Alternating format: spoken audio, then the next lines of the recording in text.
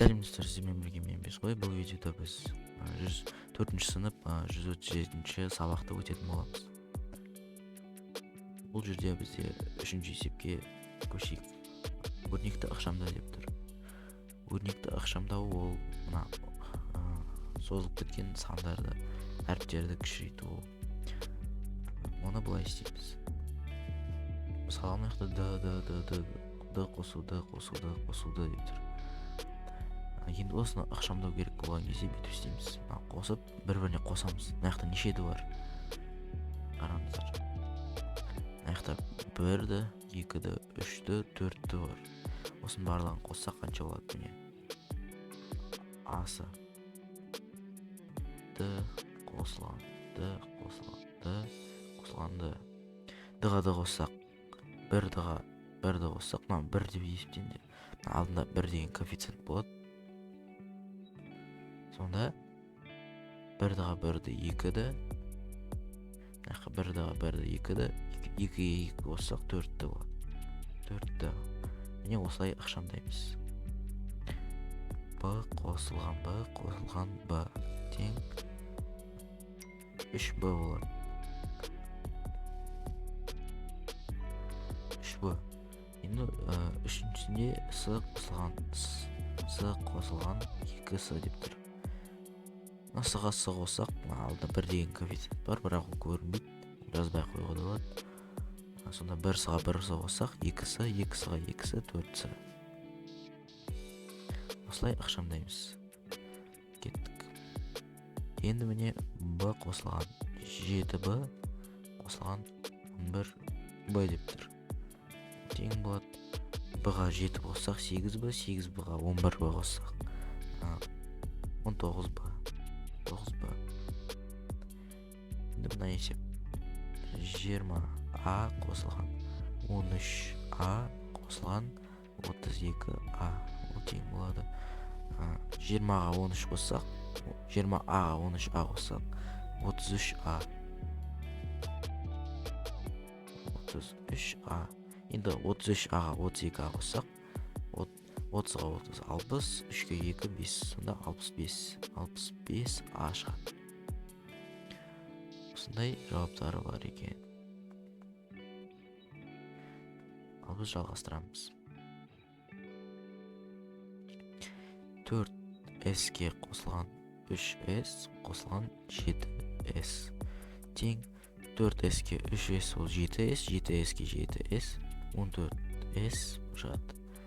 Енді 19B қосылған 20B минус 8B деп тұр. Енді әрдайым сол жақтан оң жаққа қарап тастаймыз. Мына жақтан бастайды әрдайым. Енді 19B-ға 20B қоссақ тең 19B-ға 20B ол 39B. Содан 8B азайтсақ 31B. 31Б шығады. Бүйтіп жауаптарын жазып кетейік. 4-ді 3Б. Так, мынада қанша шықты? 4С 19Б 65А 14С. Енді 19-ға 20 қоссақ 39, 39-дан 8 айтсақ 31Б тең 31Б. Енді 14Б қосылған 20Б азайтылған Б. 14-ке 20 қоссақ 34. 34-тен 1Б азайтсақ, алды көрінбейтін коэффициент болады 1 деген. Енді 34-тен 1 азайтсақ, 34Б-дан 1Б азайтсақ 33Б шығады. Тең 33Б. Енді мынау 3-ті азайтылған 2-ді қосылған Т қосылған 5-ті тең 1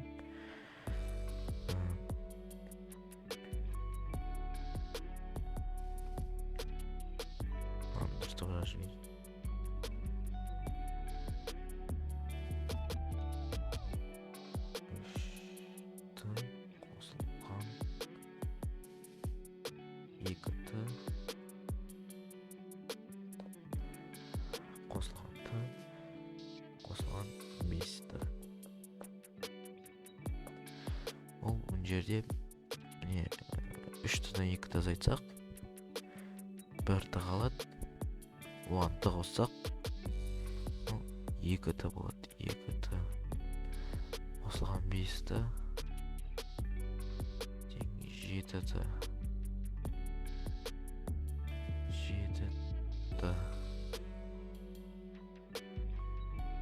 Осылай әсінде шығарамыз.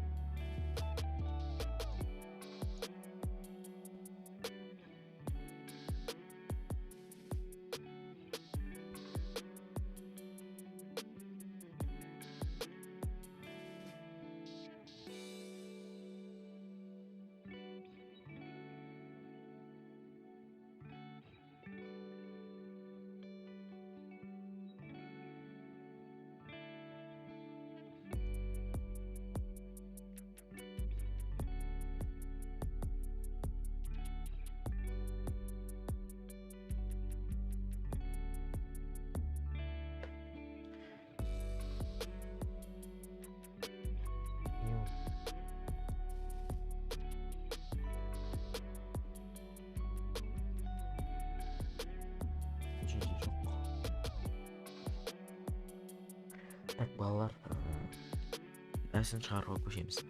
16а азайтылған 9а тең 16-тан 9 азайта салсақ, 7а болады. Тең 7а. 11а минус 8а тең 11-ден 8 азайтсақ 3а тең 3а. 10-дан азайтамыз 8p тең 2p тең 2p. 12b-дан азайтамыз 6p-ны тең 6p тең 6p шығады екен. Енді 17x азайтылған 10x тең 17-ден 10-дан азайтсақ 7x. 21-ден азайтамыз 10e тең 21-ден 10-дан азайтсақ 11e. Осылай ары қарай шығарсаңыздар болады. Біз келесі есепке өтеміз.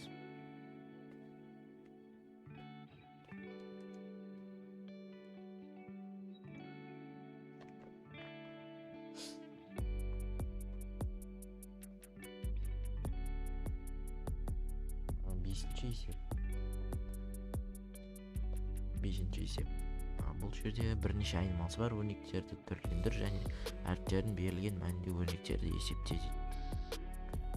Бұл жерде әріптері бар. Әріптері бірдей сандарды азайтып тастаймыз да, соны ықшамдаймыз. Оны мен сендерге былай түсіндіремін. 717b азайтылған 84b қосылған 88c тең. Енді 717-ден 84 азайтсақ қанша болады? Так,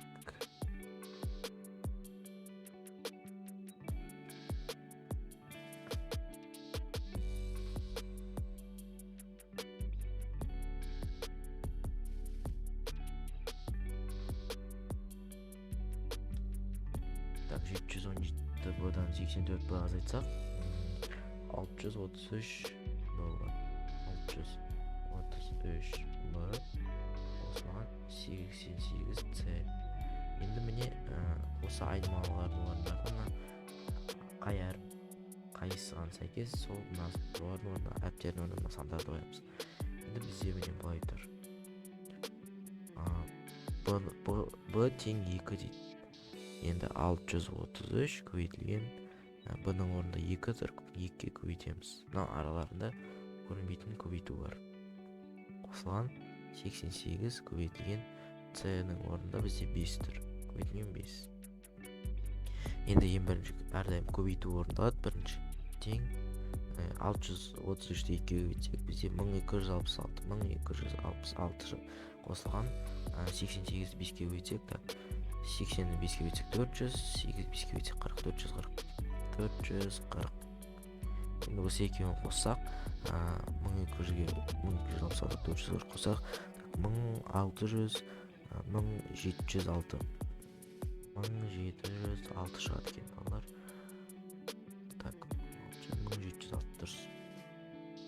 Осылай бірінші есебіміз жауабы шықты.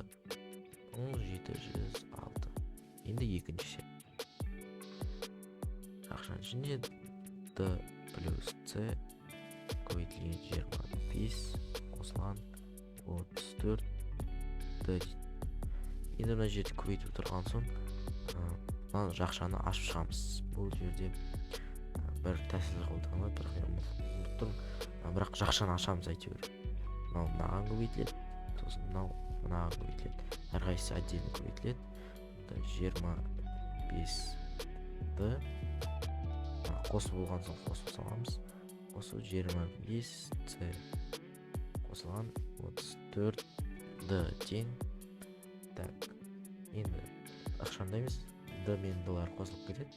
25-ді 34-ді қоссақ, так, 59. 59-ді қосылған 25C. Енді әріптердің орындарына мына сандарды қоямыз. Мысалы, D-ның орнында 7 тұр. Мысалы, осы әріптің орнында көбейту 7 деп саламыз. C-ның орнында 5 тұр. Былай болады. 59 көбейтілген D-ның орнында 7 тұр, көбейтілген 7. Қосылған 25 көбейтілген C-ның орнында 5 тұр, соны 5-ке көбейтеміз. Ең бірінші көбейтулер орындалады. Сонда 59-ды 7-ге көбейтсек, көбейту есесін жақсы білетіндер бірден шығарып 350, 900-дегі 7, 63, так. 350-ге қанша болды? 63, 350-ге 63. 413, 350-ге 63.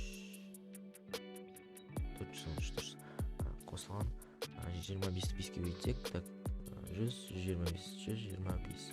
Енді осы екі санды қоссақ, 538 шығады. 538 деген сан шығады. Тең 538. 564 қосылған A минус B көбейтілген 26. Енді жақшаларды былай ашамыз. Мынаған көбейтеді.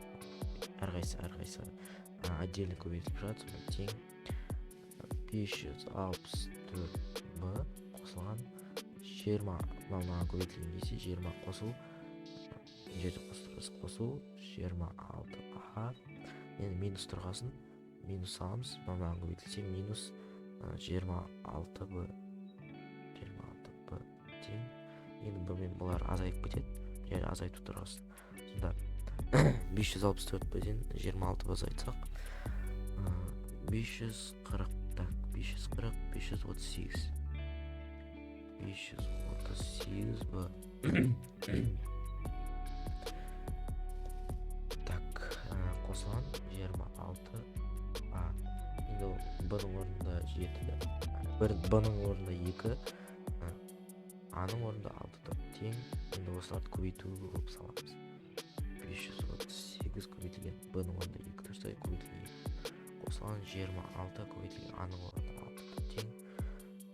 Мынаған көбейтсек 1060, так, 530, 1060, 8 жерге 16, 1076.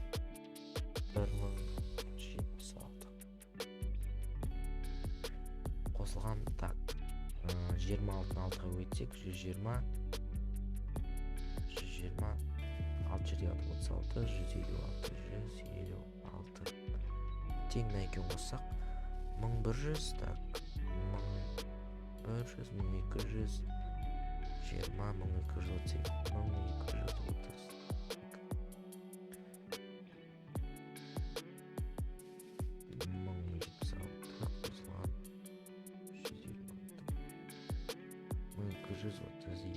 Дұрыс. Жауабы 1232 шығады. Осылайша дәл мына есепті дәл осылай шығарасыз. Ал біз келесі үй жұмысынан көшеміз.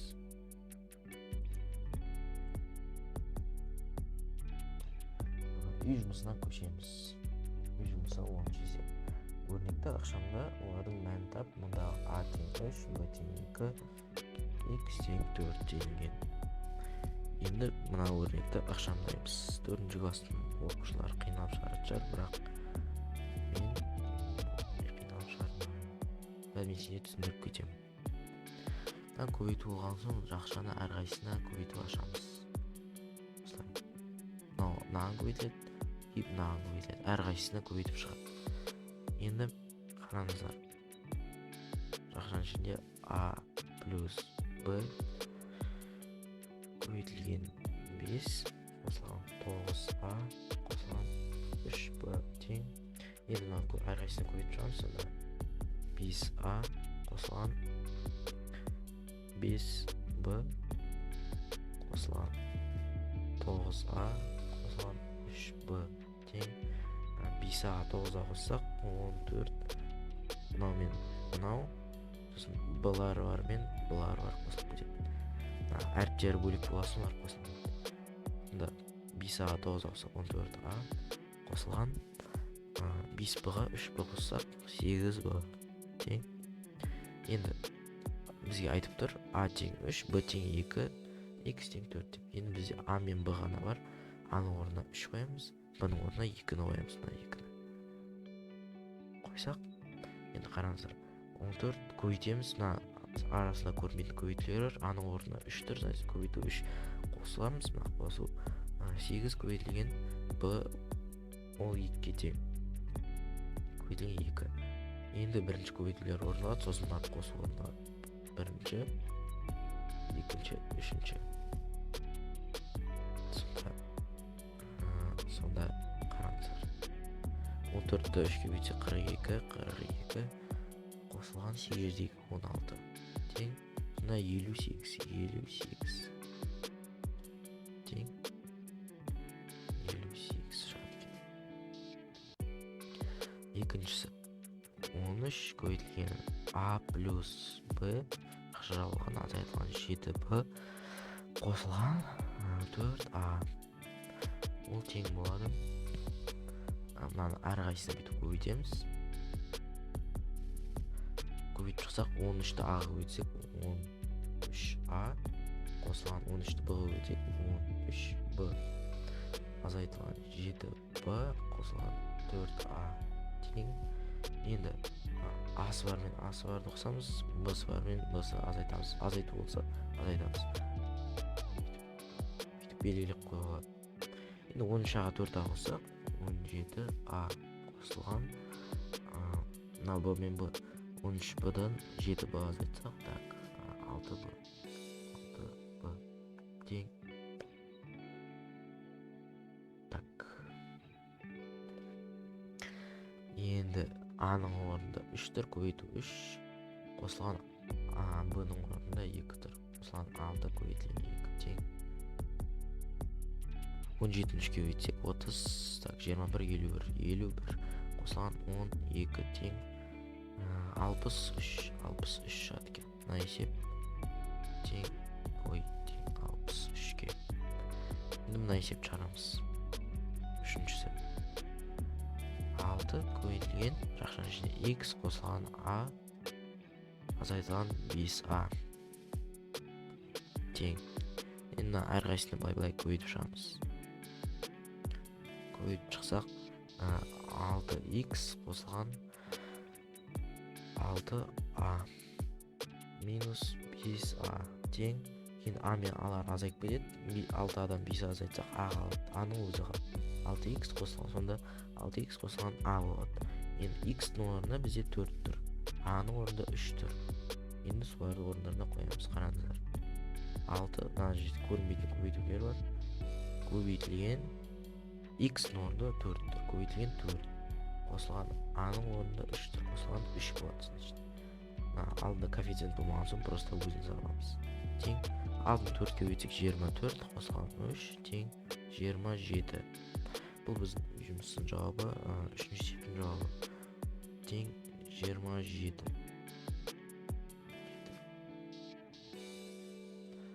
Так. Енді 4-ші есепке көшеміз. 4-шісіне. 4-шісі 30x азайтылған жақшаншы 5x плюс 4x дейді. Сіздер бұны өттіңіздер ме өтпедіңіздер ме білмеймін, бірақ мына жақшаның сыртында минус тұрса, ішіндегі таңбалар теріс таңбаға өзгереді. Сонда 30x минус бірінші x-тар мен x-тар бар екен, екеуін соны қосып аламыз. Сонда 9x болады. Тең. Енді мына сыртында минус тұрған соң ішіндегі таңбалар өзгеріп кетеді минусқа. Сонда 30x минус 9x болып кетеді. Алдында плюс бар, бірақ жақшаның сыртында минус болған соң, көбейту болған соң, плюс пен минус көбейтілсе минус болады. Минус 9x, сонда 21x қалады екен. Енді x-ның орнында бізде x-ның орнында 21 көбейтілген x-ның орнында қанша тұр? X-ның орнында 4 тұр екен, значит көбейтілген 4 саламыз. Тең 84 шығады екен. Бұл біздің үй жұмысының тапсырмасы, үй тапсырмасының жауаптары. Белгілеп кетейін. Тең қанша болды?